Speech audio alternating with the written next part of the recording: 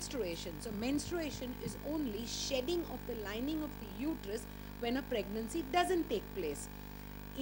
Increase in the thickness of the lining of the uterus is because post-ovulation there's progesterone hormone which is increasing, and this progesterone hormone thickens the lining of the uterus. It basically, in layman's terminology, means making the bed ready for the baby to come and lie down.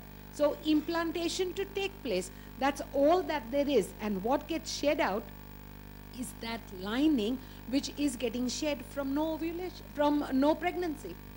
That's about it. So it's not dirty, it's not bad, it's not healthy. It's not unhealthy, it's very healthy. In fact, I keep telling girls that if you are menstruating normally, every 28, 30 days means you're absolutely normal. It's when you are not menstruating, that's when the trouble starts. Yeah.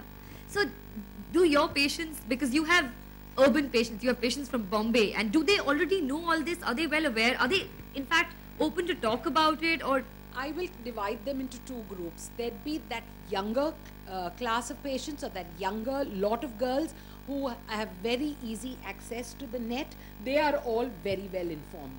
It is that Jenner which is not really very happy with going on the net and checking stuff, and who believe, mere dadi ne kiya, mere mummy ne bola, iske liye hum chalte bane. That class is very prevalent today, and they have got preconceived ideas or notions which is carrying forward, which is causing us a problem not only with menstruation, with all of anything to do with a woman, because they feel it is their prerogative. And pregnancy is the biggest problem for us, because ghee khaoge to bachcha slide out hota hai.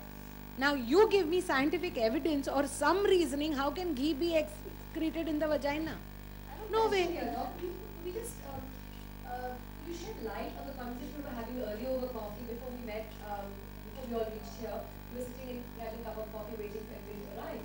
I was actually appalled. So my understanding, and I'm an educated, aware woman, my understanding of menstrual health and hygiene was this, that people in rural areas don't know anything about, of course, also has a women in this, that women in rural India don't have access to menstrual aids like sanitary napkins, whereas everybody in urban setting, and this is the key question here, that everybody in urban areas has access and uses sanitary pads for their periods. Now, this is what doctor told me, and I had to have a really strong black coffee to recover from it. Please, doctor.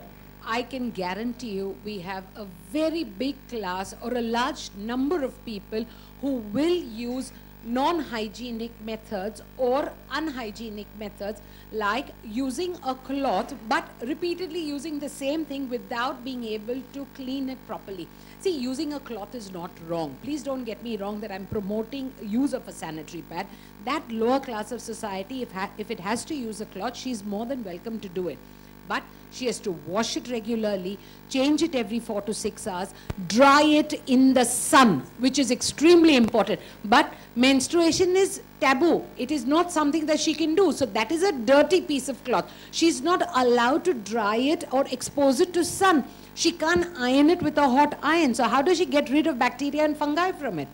So that is what is causing us a problem. And it's also not a function of economic.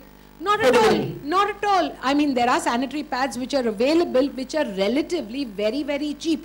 And you will find women, and I can go on record saying this, they possibly wear solitaires in their ears and use.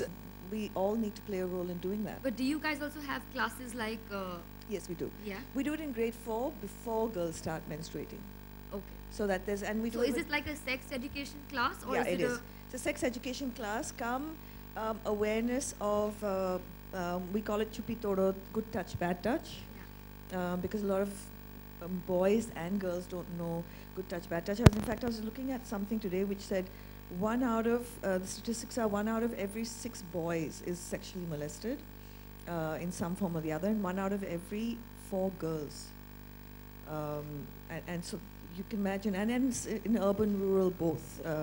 So to bring awareness around what is good touch, bad touch, and then what is the menstrual. So it's just part of it. We're not giving special attention to the menstrual cycle because then you're bringing sort of a taboo in another sense around it. That is just a natural part of growing up. Okay, great. So coming down to hygiene, which is why we're here. Let's just quickly, you know, some tips, some things, or some misconceptions we have. Yeah, about hygiene.